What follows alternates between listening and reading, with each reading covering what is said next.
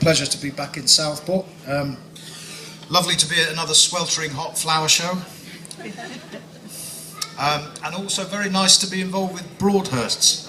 Broadhursts were really very much sort of a feature of my early life. Going to the bookshop, I probably looked at my first pictures of bare-breasted tribeswomen in the second-hand section of the bookshop, and so it's very nice to be invited back. Thanks very much. I'm actually going to take it out. Sorry. I've been thinking a lot about the passage of time lately, and obviously coming back here has been part of that process. It's probably something to do with a moment that I experienced a couple of weeks ago on the bus. And a mother said to her child, she said, "Levi, let that man through." And I thought, yes, I am that man, aren't I? I have become that man. You know, there was a time when I was that little boy, and that's what I used to be known as. And you'd hear people say, "Oh, Darren, let that little boy have a go. Darren, let go of that little boy." That was something you heard more often, I think. And then when I got older, I went to school and I stopped being that little boy and I was just boy. That was very common. I went to Merchant Taylors and that's what they called us. "Boy, come here. Boy, take your hands out of your pockets." And then at some point I metamorphosed into something very beautiful. I became a young man. That was a very nice thing to be, young man. Beautiful. That young man over there. "Now then, young man, is it a pint?" "Yes." Very nice. And I was a young man for a very, very long time, I think, probably from about the ages of 14 to 40. And then just as suddenly I seem to have passed over into a new, strange, rather barren landscape. It's a bit like Burscough. And I'm no longer that young man.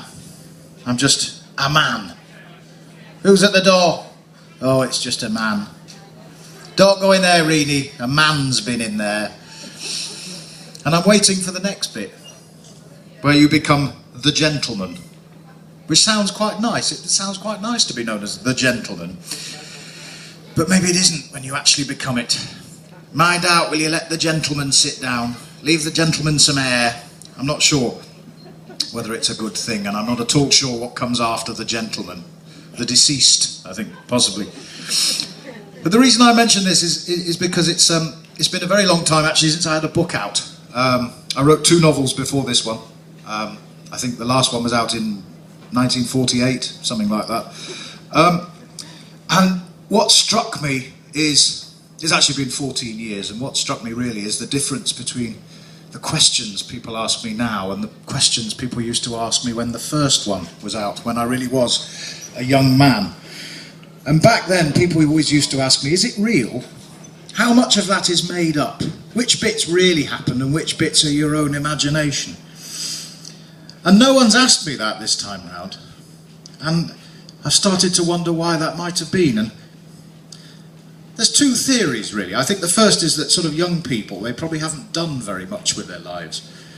You know, they might have left home and they might have fallen in love with the wrong person, and they might have gone to Kathmandu and got a tapeworm or something like that, but not very much. So of course when you read their books and there's anything in it that sounds sort of vaguely interesting or original, you wonder, "Ooh, did that really happen to them, or did they make that up? Is that the bit where they're being a writer and they're writing things?" And then you get to the books that are written by that man, by older people, like my book. You know, the hero is a funny bloke. He's very droll, as one reviewer said. I thought that was a very nice word, very droll. He's also very brave in a very sort of quiet way, and he has adventures and he solves mysteries, and he's also quite a charismatic kind of personality, and he's obviously very, very attractive to women. So of course there's no need to ask, is there? Of course I made it up. But it's a realisation, a sort of epiphany, if you like, when you see that you're very different to the person you once were, and that a lot of time has gone by. And epiphanies are, as a crime writer, very much on my mind, because of course crime novels, crime stories are full of them. You know, the moment where the fog lifts, The veil is torn from the hero's eyes, and he sees that the vicar can't have done it because he was in Tewkesbury, or that there were actually 3 people called Dr. Yukio Lee at the conference. I'll give you a more dramatic example of an epiphany, if you like. Picture Inspector Morse and Lewis in the Jag, speeding down the A4421 to Bicester. Touch of the Hallelujah chorus on the CD player. Morse in a thoughtful trance, and Lewis chuntering away as Lewis does. So, I get home and she says, like, "I've done your steak, pet," and I think, "Oh, great, great," and she puts it down in front of me, and there's a salad with the steak, and I goes, "Oh, I don't want a salad. I'm a bloke, I want chips, I want onion rings." "What did you just say, Lewis?" "I said I want chips and onion rings." "Stop the car, Lewis, you're a genius." So they do a U-turn and they go screaming back up the A4421, and Moore says, "Don't you see, Lewis? Professor Pargeter could never have eaten the starry gazy pie because he didn't like onions." I should have said beforehand that was an example of a very bad epiphany. Whereas in this book, of course, only good epiphanies all the way through. Well worth the money. But, of course, epiphanies and those moments are the reason I'm here today, flogging you my book. Sorry, talking about my work. Because the reason this book exists, and indeed the reason I've ever written anything, in fact, is all down to an epiphany, a profound kind of moment of realization or awakening, if you like, that happened to me on an autumn afternoon back in 1987 when I was 16. And it took place here in Southport, so it's very fitting. I'm not sure if I can remember the name of the street, and perhaps you can help me. What street is the synagogue on? Arnside Road, thank you very much. Yeah. And this was 1987. I was age 16, perhaps a little bit fresher-faced. Walking home from school, windy day, autumn, bag of books on my shoulder, face like death. I was 16. And the route has taken me out of the station, past the chip shop, the Temperance Institute, and then the synagogue.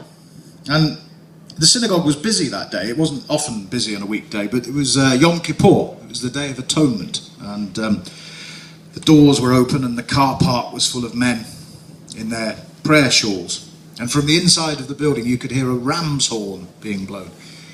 And just struck me very, very powerfully, really, that there was something going on here in Arnside Road, quiet street in Southport, something that actually started happening in the deserts of Arabia 4,000 years ago.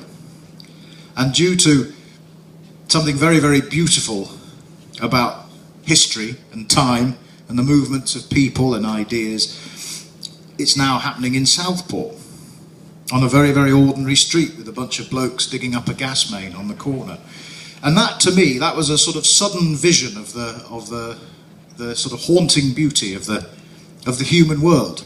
And that's really what started me off wanting to write about it.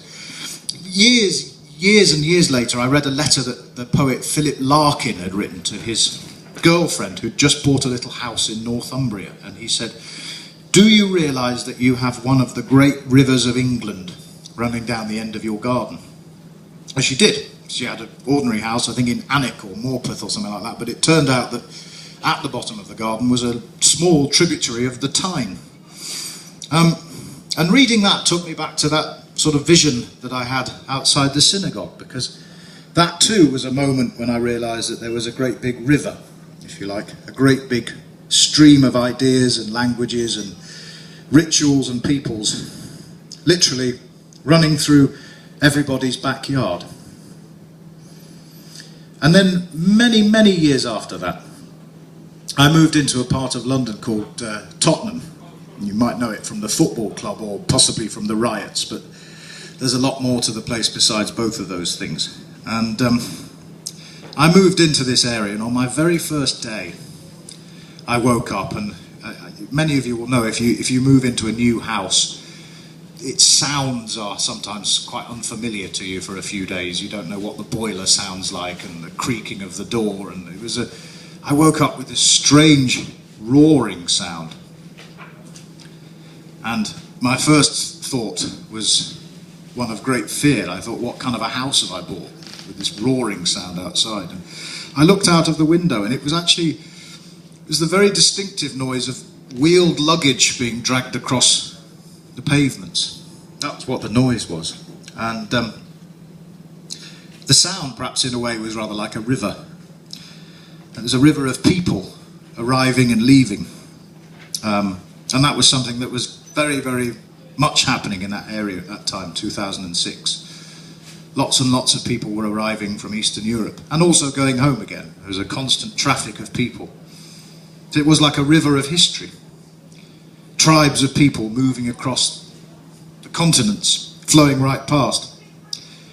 So I'm aware that Topham is a very different place from Southport, but we are all linked in that sense by the history and the movement of people and ideas.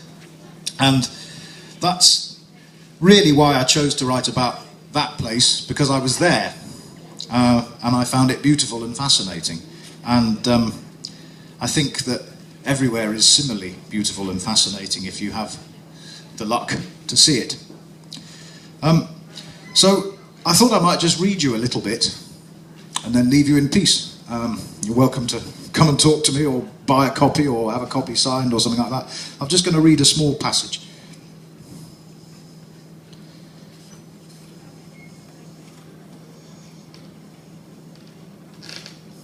It's from the opening chapter, conveniently enough, so I'm not giving any secrets away. The crossing paths of a pair of jets formed a perfect X above, as Rex Tracy lit an incense stick at the shrine in his front garden. It wasn't aeroplanes he could hear, but their after effect. The hollow plastic roaring sound of wheeled luggage being dragged across paving. The sound was there too as he left for work, as he waved to the Colombian lady who had recently moved in 2 doors down, and as he nodded with more reserve at the old rabbi who'd lived in the house on the corner since there'd been a house on the corner. The luggage sound would be the soundtrack to his lunchtime sandwich, his lullaby, and one day his requiem. It was the theme of Wood Green, as unique to it as certain clicks and whistles to the hill tribes of the New Guinea highlands. All along the road towards the tube station he could see them, the arrivers, wispy-looking Polish girls with feather-cut, plum-dyed hair, the boys uniformly shaven bald in short leather coats. 24 identical red-brick terraced and satellite dish streets away to the east, there was Tottenham Hale. From there, a fast rail link to Stansted Airport and the 9-quid flights to Krakow. At any point in the day, but especially the mornings, people were coming and going. The Kurds around the minicab office eyed them morosely, because these newcomers never took cabs, perhaps, or just because they were the newcomers. But young people with luggage always have a certain optimism, and this seeped into Rex as he limped down past the bus station and the toilets that were always locked. The sign outside the toilets, "This toilet is shut indefinitely because of the mess a person did," made him smile, although he'd seen it 100 times before. His foot ached badly. A team of fairy washerwomen seemed to have shrunk his clothes in the night. But it was a sunny morning. He loved being able to walk to his work through this ugly, lovely, teeming part of town. And he was seeing his GP tonight. Things were on the up. For some, only